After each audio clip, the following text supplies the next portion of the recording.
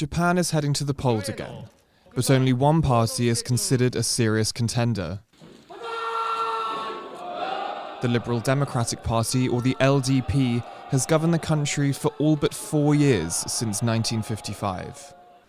Its leader, the new Prime Minister Fumio Kishida, called a snap election last month after winning his party's leadership contest. But what's behind his party's decades-long stranglehold on power?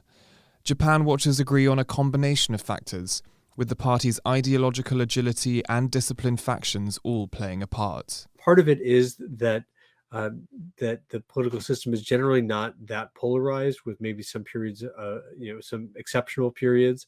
And so you do have this idea of the LDP as a natural party of government, and the opposition having to work extra hard to prove that it can be trusted with power. There are signs, however, that Japanese voters might be starting to look elsewhere. A recent by-election viewed as a litmus test for the upcoming national vote saw the LDP lose out to opposition parties.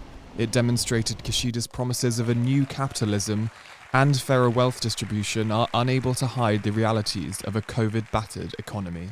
If people's turnout is higher than 60%, there's the possibility for the opposition to take a majority.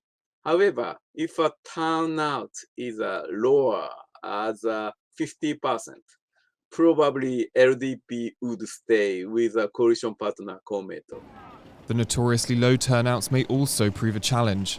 Just 30% of 20-year-olds voted in Japan's last election in 2017. In that poll, average turnout across the board was just over 50%, the second lowest since the Second World War.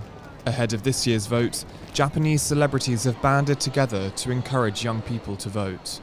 そんなに少ないんだみたいなことは驚いたし、その中の一人でもあるよな俺みたいな。その世代が軽んじられるってことだから、政治をウォッチしてるよっていうことを、無関心っていう気持ちをまず一歩踏み出して行動にする、自分にも責任があるんだっていう気持ちを持って足を踏み出すことがすごく大切なんではないのかなってすごく思ったの。